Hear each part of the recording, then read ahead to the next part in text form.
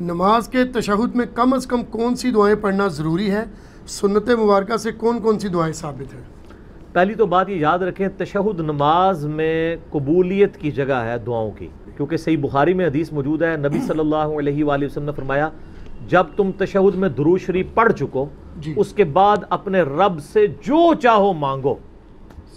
تو آپ دیکھیں ہم تشہد میں درود شریف پڑھنے کے بعد دعائیں مانگتے ہیں، وہ دعاؤں کی قبولیت کی جگہ ہے، نبی علیہ السلام نے یعنی اس کو مشروع فرمایا، لہٰذا اس موقع پہ تمام معصورہ دعائیں یعنی جو قرآن و سنت سے ثابت ہیں وہ آپ کو مانگنی چاہیے، جتنی زیادہ سے زیادہ مانگ سکتے ہیں۔ البتہ ایک دعا ایسی ہے جو نبی علیہ السلام نے خصوصاً مشروع فرمائی ہے، حتیٰ کہ بخاری اور مسلم میں حدیث ہے کہ صحابہ اکرام کہتے ہیں کہ یہ وہ دعا ہے جس کی نبی علیہ السلام ہمیں تلقین کرتے بلکہ حکم فرمایا کرتے کہ ہر تشہد میں 4 چیزوں کے اگینسٹ اللہ کی پناہ طلب کرو، اور مسلم شریف کے الفاظ ہے یہ دعا نبی علیہ السلام ہمیں قرآن کی طرح تعلیم فرماتے اور کہتے کہ تشہد میں پڑھا کرو اللہم انی اعوذ بک من عذاب جہنم ومن عذاب القبر ومن فتنة المحیا والممات ومن شر فتنة المسیح الدجال۔ اے اللہ میں عذاب جہنم سے تیری پناہ میں آتا ہوں، میں عذاب قبر سے تیری پناہ میں آتا ہوں، زندگی اور موت کے فتنے سے اور دجال کے فتنے سے میں تیری پناہ میں آتا ہوں۔ 4 چیزوں کے اگینسٹ حکم فرماتے، حتیٰ کہ امام مسلم صحیح مسلم میں طاؤس تابعی کا قول لے کے آئے ہیں جو ابن عباس کے شاگرد ہیں۔ طاؤس تابعی اس شخص کو نماز لوٹانے کا حکم دیتے تھے جو نماز میں یہ دعا نہیں پڑھتا تھا، جو ہمارے اکثر مسلمانوں کو آتی نہیں ہے، ہمیں وہ ایک ہی ربی جلنی سکھائی ہوئی ہے، وہ بھی پڑھیں، بڑی اچھی دعا ہے حضرت ابراہیم علیہ السلام کی دعا، لیکن جو مشروع دعا ہے نا جس کا حکم ہے وہ ایک ہی ہے، اللہم انی اعوذ بک من عذاب جہنم ومن عذاب القبر ومن فتنة المحیا والممات ومن شر فتنة المسیح الدجال۔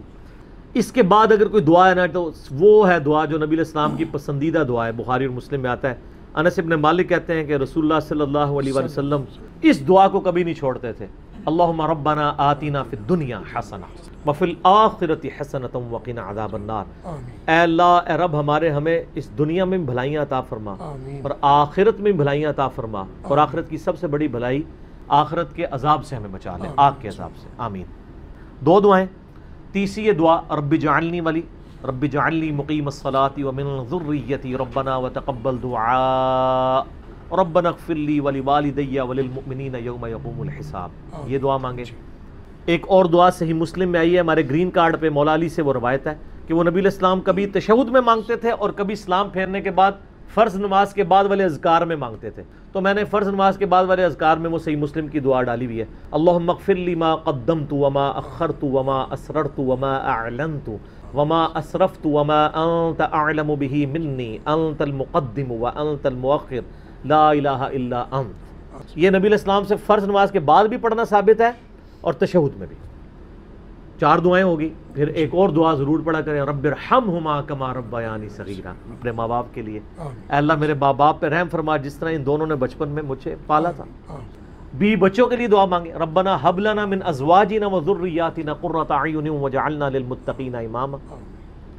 صبح و شام کے اذکار میں جتنی دعائیں ہیں ساری معصور ہیں، ساری مانگ سکتے ہیں، صحیح۔ اور ایک اور دعا بڑی پیاری دعا ہے، سید الاستغفار بھی مانگے، جو بخاری میں آتا ہے کہ صبح کے وقت کوئی یقین سے پڑھ لے شام سے پہلے مر گیا تو جنتی، شام کے وقت یقین سے پڑھ لے صبح سے پہلے مر گیا تو جنتی، تو اس کو نماز میں شامل کر لیں۔ میں تو الحمدللہ نماز میں پڑھتا ہوں اسے، اللہم انت ربی لا الہ الا انت خلقتنی وانا عبدک وانا علی عہدک ووعدک ما استطعت اعوذ بک من شر ما صنعت ابوء لک بنعمتک علی وابوء بذنبی فاغفر لی فانہ لا یغفر الذنوب الا انت۔ یہ پڑھیں۔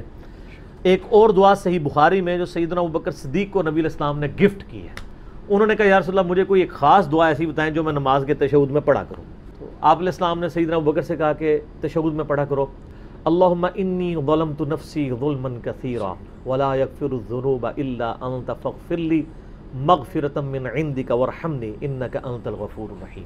یہ دعا بھی سر یاد کریں۔ یہ ساری دعائیں آپ کو کمبائنڈ فارم میں انشاءاللہ مشکات المصابیح میں پہلی جلد کے اندر نماز والے چیپٹر میں تشہد میں چلے جائیں، ساری دعائیں آپ کو مل جائیں گی۔ ہمارا نماز محمدی والا ریسرچ پیپر بھی صلی اللہ علیہ وآلہ وسلم ڈاؤن لوڈ کر لیں تو آپ کو یہ ساری دعائیں مل جائیں گی۔ دعائیں مانگیں جی، اللہ تعالیٰ کو وہ بندے بڑے پسند ہیں جو دعا مانگتے ہیں۔ الدعاء هو العبادہ، ترمذی، ابو داؤد، نسائی کی حدیث ہے، دعا ہی تو عبادت ہے۔ پھر نبی علیہ السلام نے کہا قرآن پڑھ کے دیکھو، وقال ربکم، تمہارے رب نے فرمایا ادعونی استجب لکم، اے میرے بندو مجھ سے مانگو میں عطا کروں گا۔ ان الذین یستکبرون عن عبادتی، بے شک جو لوگ میری اس عبادت سے، دعا مانگنے سے تکبر کرتے ہیں، میں ان کو ذلیل و خوار کر کے دوزخ میں داخل کروں گا۔ سورۃ المؤمن آیت نمبر 60۔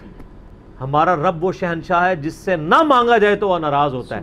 دنیا کے شہنشاہوں سے آپ زیادہ مانگے تو وہ ناراض ہوتے ہیں، ہمارا رب وہ ہے جو نہ مانگنے سے ناراض ہوتا ہے۔ تو سر مانگنا چاہیے نا، اور دعا کبھی رائے گاہ نہیں جاتی۔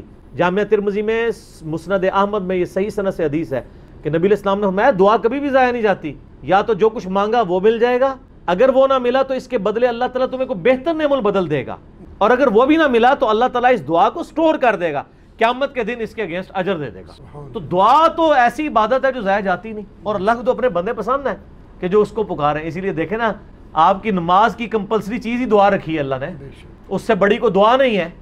کون سی؟ سورہ فاتحہ، بخاری مسلم میں حدیث ہے، لا صلاۃ لمن لم یقرأ بفاتحۃ الکتاب، اس کی نماز ہی نہیں جو فاتحہ نہیں پڑھتا۔ تو اس میں دعا ہی دعا ہے سر۔ ایاک نعبد و ایاک نستعین اہدنا الصراط المستقیم صراط الذین انعمت علیہم غیر المغضوب علیہم ولا الضالین، آمین۔ آپ دیکھیں نبی علیہ السلام، صحابہ کرام علیہم رضوان پوری زندگی سورہ فاتحہ نماز میں پڑھتے رہے، حالانکہ ہدایت یافتہ تھے۔ ہدایت یافتہ کو بھی ہدایت پہ رہنے کے لیے دعا کی ضرورت ہے۔ کوئی پیغمبر بھی اپنے آپ کو رب سے بے نیاز نہیں کر سکتا، اس سے اونچا کس کا درجہ ہو سکتا ہے؟ بخاری مسلم میں حدیث ہے، نبی علیہ السلام فرمایا کوئی شخص محض اپنے اعمال کی بنیاد پہ جنت میں نہیں جائے گا۔ صحابہ نے بڑی جرت کر کے عرض کی، اے اللہ کے رسول آپ تو بخشے بخشائے، آپ تو اتنے نیک ہیں۔ آپ فرمایا ہاں، جب تک میرے رب کی رحمت مجھے ڈھانپ نہ لے میں بھی جنت میں نہیں داخل ہو سکتا، محض اپنے اعمال کی بنیاد پہ اللہ کی طرف منسوب کیا۔ صحیح بخاری و مسلم میں حدیث ہے کہ ہر انسان کے ساتھ ایک شیطان، جن اور ایک فرشتہ اٹیچ ہے۔ شیطان اسے برائی کی طرف بلاتا ہے اور ایک فرشتہ اچھائی کی طرف بلاتا ہے۔ تو ایک صحابی نے عرض کیا، اللہ کے رسول آپ کے ساتھ بھی اٹیچ ہے شیطان؟ آپ فرمایا ہاں میرے ساتھ بھی اٹیچ تھا، لیکن اللہ نے مجھے اس کے اوپر طاقت دی، اب وہ مجھے نیکی کی طرف ہی بلاتا ہے۔ ہائے ہائے، تو اللہ کی طرف منسوب کیا نبی علیہ السلام نے بھی کہ میں خود شیطان سے نہیں بچا ہوا، اللہ میری حفاظت۔ یہ حضرت یوسف علیہ السلام کے بارے میں قرآن میں نہیں آتا؟ یوسف بھی اس عورت کا قصد کر لیتا اگر اپنے رب کی برہان نہ دیکھتا۔ کس عورت کا قصد کرتا؟ جو اس کی ماں تھی۔ سر منہ بولی صحیح ہے تو ماں تھی نا۔ بچپن سے جو لڑکا ایک عورت کو اپنی ماں کی شکل میں دیکھ رہا ہو اس کے بارے میں اس کا نیگیٹو خیال نہیں آتا۔ لوگوں نے لے پالک بچے رکھے ہوئے ہیں نا، تو کیا اپنی ماں کے بارے میں ان کو کوئی نیگیٹو خیال آتا ہے؟ لیکن عورت کا فتنہ کتنا بڑا ہے کہ اللہ فرما رہا ہے کہ جب وہ عورت مزین ہو کے آئی نا تو قریب تھا کہ یوسف بھی قصد کر لیتا۔ اور یار آپ کو کیسے سمجھایا جائے ان مولویوں کو جو عورتوں کے سامنے بیٹھ کے رمضان کی نشریات کر رہے ہوتے ہیں؟ تم لوگ یوسف علیہ السلام سے اوپر ہو یار۔ آپ کی منہ بولے بائیں تو سامنے نہیں بیٹھی ہوئی ہوتی ہیں، وہ بھی بیٹھی ہوں تو آپ ان کے سامنے نہیں آ سکتے اس طریقے سے۔ اور باقی لوگ تو پھر بھی یا کرتے ہیں، مولوی تو ایسے آنکھوں میں آنکھیں ڈال کے جواب دے رہے ہوتے ہیں۔ تو خدا کے لیے اس فتنے کو سمجھیں۔ نبی علیہ السلام نے فرمایا میں نے اپنی وفات کے بعد اپنی امت کے لیے عورت سے بڑا کوئی فتنہ نہیں چھوڑا۔ صحیح بخاری میں حدیث ہے۔ یعنی فتنے سے مراد عورتیں نا ڈیگریڈ ہو جائے کریں کہ پتہ نہیں ہم جو ہے وہ مطلب ہمیں کو برا بلا کہہ رہا ہے۔ یعنی فتنہ سے مراد آزمائش، یعنی عورت اور بال اور اولاد مرد کے لیے آزمائش ہے اور مرد عورت کے لیے آزمائش ہے، کیونکہ احادیث میں زوج کے الفاظ بھی آئے ہیں نا، زوج دونوں طرف ہے۔ کئی اب نیک عورتیں ہیں، اب ان کو پکڑ کے بیاہ دیا ہوا ہے بدماش مردوں کے ساتھ، وہ بیچاری ہیں وہاں مشکل میں وقت میں گزارا کر رہی ہیں۔ ہمیں تو زیادہ تر یہی سننے کو ملتا ہے نا کہ جی وہ عورت پردہ نہیں کرتی، جی عورت بات نہیں مانتی ہے۔ کئی عورتیں بھی ہیں جن کی خاوند نہیں نماز پڑھتے، وہ بیچاری کی زور لگا رہی ہوتی ہیں، ایسا بھی ہو رہا ہوتا ہے۔ تو ہر بندے کی آزمائش ڈفرینٹ ہے، تو اس میں بچنا چاہیے اور احتیاط کا دامن جو ہے وہ ہاتھ سے نہیں جانا چاہیے۔ ٹھیک، سبحانک اللہم و بحمدک، اشہد ان لا الہ الا انت، استغفرک و اتوب الیک، وما علینا الا البلاغ المبین۔ جزاکم اللہ خیرا۔